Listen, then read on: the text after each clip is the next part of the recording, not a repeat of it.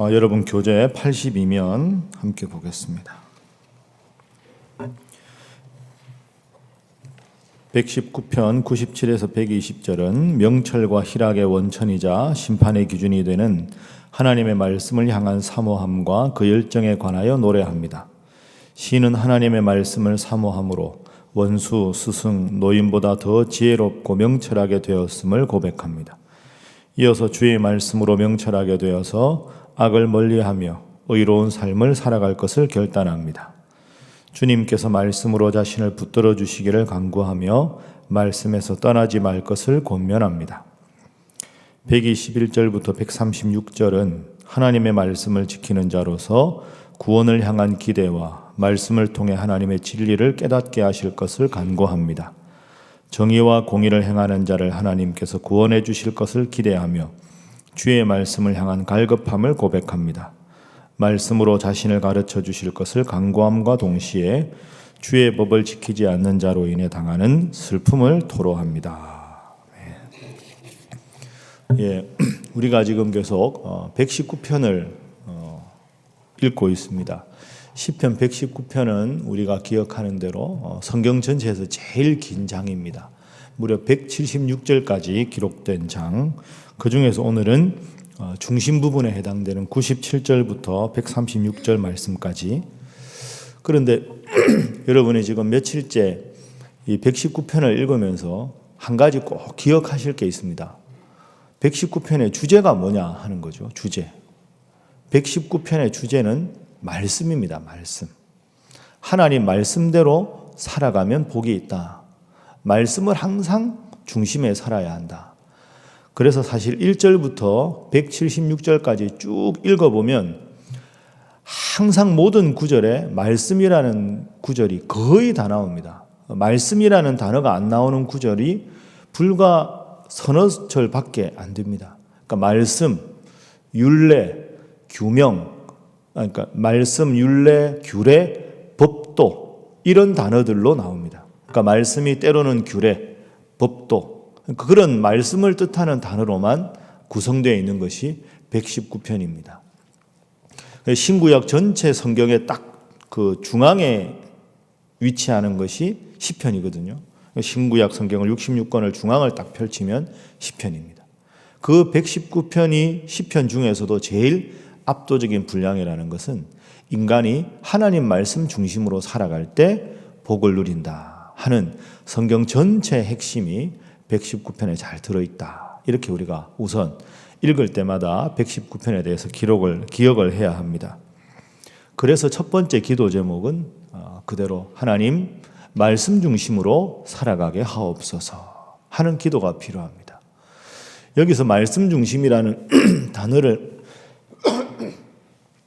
죄송합니다. 잘 생각해야 되는데 말씀을 그냥 듣고 읽는다 이게 아니죠. 말씀이 우리 삶에 완전히 중심에 자리 잡고 오직 하나님 말씀에만 기준을 두고, 그러니까 말씀을 읽어도 그냥 내 생각대로 하다가 필요할 때 말씀을 부분적으로 인용하는 그런 것 말고 오직 말씀이 내 삶의 중심이 되고 생각의 중심이 되고 행동의 중심이 되는 삶이 필요하다. 그것이 119편 전체의 핵심이고, 그래서 말씀드린 대로 말씀이라는 단어가 매 구절에 들어갑니다. 자, 우리 103절 말씀 함께 한번 103절 말씀 읽습니다. 시작. 주의 말씀의 맛이 내게 어찌 그리 단지요 내 입에 꿀보다 더 다니이다. 아멘. 자, 105절도 읽습니다. 시작. 주의 말씀은 내 발의 등이요 내 길의 빛이니이다. 아멘. 그러니까 우리가 맛난 음식을 먹어야 살아갈 수 있듯이 하나님 말씀은 내 삶에 맛있는 음식입니다. 내 입에 어찌 그리 단지요 항상 먹어도 질리지 않고 행복합니다. 105절 내 발의 등이 되고 내 길의 빛이 됩니다. 이 두 구절은 말씀이 중심에 있는 시편 기자의 기쁨을 노래하고 있습니다. 제가 말씀드린 대로 내 뜻대로 살아가다가 힘들고 어려울 때만 말씀을 인용하게 되면 그 말씀 중심으로 살아간다고 말하기는 어렵습니다. 말씀을 아는 것이지 말씀을 중심에 놓는 건 아니지요. 끊임없이 우리가 노력해야 될 것이 바로 이것입니다. 그래서 동양에서는 두 단어를 구분합니다. 이해한다 할 때 이해라는 단어하고 몸으로 얻는다 하는 체득이라는 단어를 구분합니다. 그러니까 말씀을 중심으로 놓는다는 건 이해하는 게 아닙니다. 동양의 경전에는 제가 전공이 유교인데요. 불교나 유교나 그 어떤 경전에도 이해한다는 단어는 나오지 않습니다. 이해라는 것은 understand라는 단어를 한문으로 번역하면서 조합한 단어고요. 동양의 단어는 체득입니다. 몸체자에 얻을 득자. 이게 결정적 차이가 이런 겁니다. 제가 자주 들은 비유로 수영을 모르는 아이에게 수영하는 법을 가르칩니다. 그러면 코치가 이야기하죠. 물에 친숙하게 이렇게 워밍업을 시키고 사람 몸은 물에 뜨게 되어 있다 하고는 코치가 몸을 잡아주고 자기 몸을 물에 맡기게 합니다. 그걸 다 설명을 해주고 아이에게 한번 해보라고 하죠. 그럼 아이는 이미 과학적으로 사람 몸은 물에 뜨게 되어 있다. 내가 몸을 물에 맡기면 내 몸은 붕붕 뜰 것이다. 뜬 상태에서 팔을 저으면 수영을 할 수 있다 하는 걸 이미 이해했습니다. 100% 팩트로 받아들인 거죠. 그런데 수영을 못하는 사람은 자기 몸을 물에 맡기는 순간 무서워서 맡기지 못하고 다시 뒷걸음질치고 다음에 하겠다고 안 하겠다고 이렇게 되는 거죠. 그게 뭘까요? 이해는 했는데 몸으로 그걸 완전히 이해한 걸 실천해서 체득하지는 못한 거죠. 시편 기자가 오늘 말하는 말씀 중심으로 살아간다는 건 우리가 말씀에 대해서 지식이 많고 이런저런 삶을 살아가다가 힘들고 어려울 때 가끔씩 말씀 읽고 지침을 얻는 차원이 아닙니다. 이해가 아니라 체득인 상태. 그래서 어떤 일을 만나도 나도 모르게 그 말씀이 불현듯이 떠오르고 하나님 이 상황에서 어떻게 해야 할까요? 하고 기도할 때마다 하나님께서 신구약 성경을 통해서 보여주신 교훈과 인물들과의 만남이 내 머릿속에 자연히 떠올라서 이럴 때는 하나님께서 나에게 이렇게 하기를 원하시는구나. 그런 삶이 말씀이 중심이 되는 삶입니다.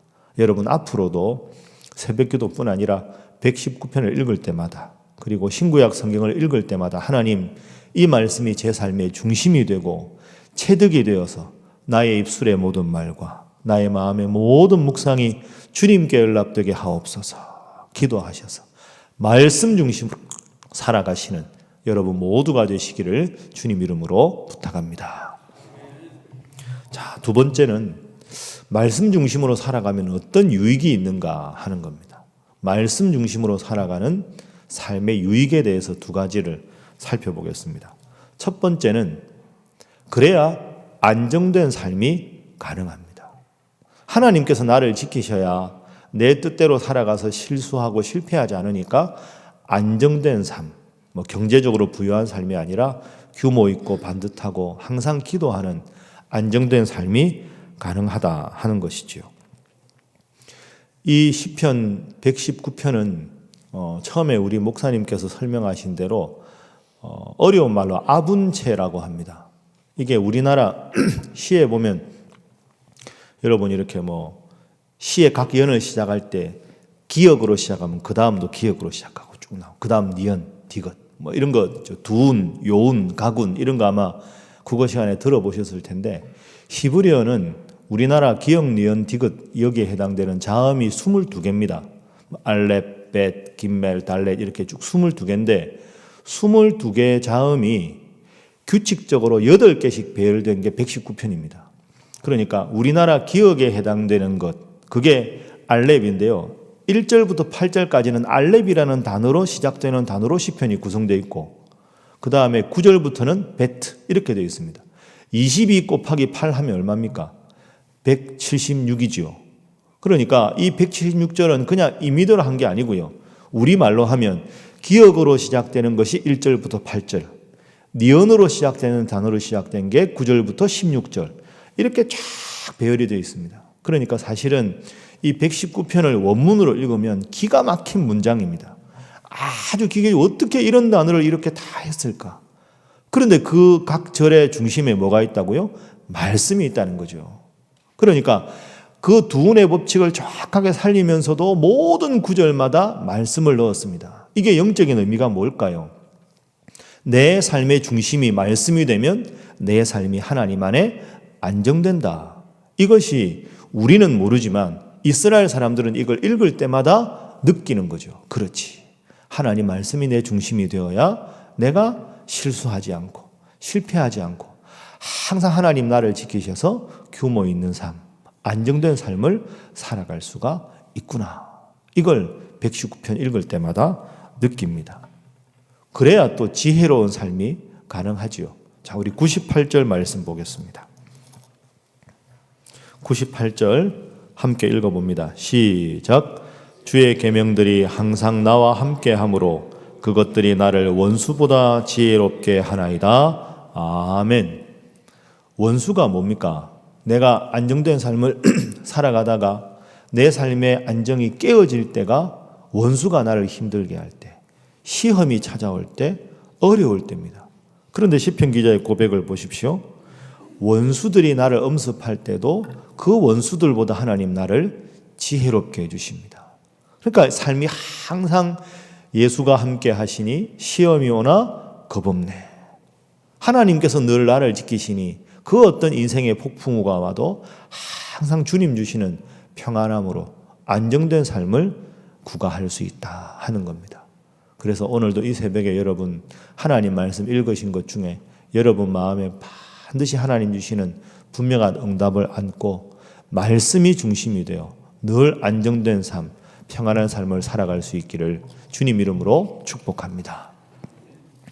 자, 두 번째는 말씀의 중심에 주는 삶이 주는 두 번째 효용은 고난 중에도 소망을 주신다 하는 거죠. 말씀 중심이 되면 안정된 삶을 살아가고 또 하나는 고난 중에 소망을 주신다. 자, 우리 107절 말씀. 107절 함께 읽습니다. 시작.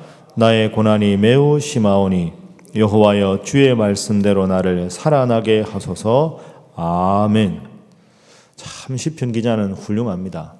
말씀대로 살다가 고난이 오면 지레 겁을 먹고 나에게 도움을 줄 사람을 의지하고 경험을 의지하고 지식을 의지하는데 107절에 보니까 고난이 아주 심한데도 하나님의 말씀으로 살아나겠습니다. 이렇게 고백을 합니다. 그리고 109절 말씀도 우리가 잘 아는 말씀이죠. 나의 생명이 항상 위기에 있사오나 나는 주의 법을 잊지 않겠습니다. 위기에 있어도 하나님 법대로 살아가겠습니다. 기억나는 성경 어디 없으십니까? 에스겔 37장에 보면 골짜기 가운데 마른 뼈가 하나님의 위대한 영적인 군대로 됩니다. 하나님께서 에스겔을 골짜기 가운데 두셨는데 거기 마른 뼈가 가득했습니다. 그 골짜기 가운데 있는 마른 뼈들이 하나님의 위대한 영적인 군대로 거듭날 때 여러분 그 구절을 한번 떠올려 보십시오. 하나님께서 그 골짜기 가운데 있는 마른 뼈들에게 말씀하셔서 그 가운데 있는 마른 뼈들이 영적인 군대가 된 게 아닙니다. 에스겔은 능력이 없는 선지자지만 하나님께서 반드시 이렇게 하셨습니다. 에스겔아, 이 마른 뼈가 능히 살 수 있겠느냐? 주께서 아십니다. 너는 이 마른 뼈에게 대언하여 이르기를. 중요한 단어가 대언을 하라. 나를 대신해서 나의 말을 골짜기 가운데 마른 뼈에게 전하라 하셨습니다. 하나님이 직접 말씀하실 수 있는데 하나님은 그렇게 하지 않으시고 능력 없고 보잘것없는 에스겔이지만 에스겔에게 하나님 말씀을 주시고 에스겔이 받은 그 말씀을 에스겔이 마른 뼈에게 대언했을 때 그들이 위대한 군대가 되었습니다. 나는 능력이 없지만 나는 보잘것없지만 하나님의 말씀이 내 속에 임해서 말씀이 선포되는 순간 하나님의 능력이 일어나는 줄로 믿습니다. 그렇기 때문에 우리가 인생에 골짜기 가운데 마른 뼈 같을지라도 고난 가운데 말씀을 붙잡고 기도하고 원수가 때로 나를 힘들게 할 때도 말씀 붙잡고 기도하면 하나님께서 고난 가운데 소망을 주시고 다시 일어날 힘을 주시는 줄로 믿습니다.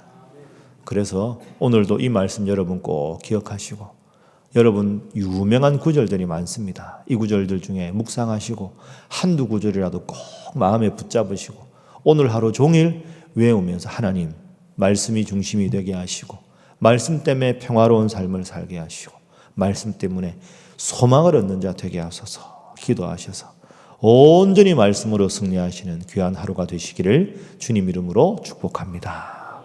함께 기도하겠습니다. 하나님, 말씀 중심으로 말씀이 주는 삶의 안정감과 평안함과 고난을 이기는 힘을 갖게 하여 주옵소서 기도하시고 우리 포항 지역의 이재민들이 하나님 주신 힘으로 잘 극복할 수 있도록 수능을 앞둔 수험생들, 특별히 포항 지역에 있는 수험생들 마음을 주님께서 친히 지켜주시도록, 그리고 경색된 남북관계와 남북의 평화 통일을 위하여 여러분 각자를 위하여 하나님 앞에 기도하겠습니다. 주여 믿습니다. 주여 믿습니다. 주여 믿습니다.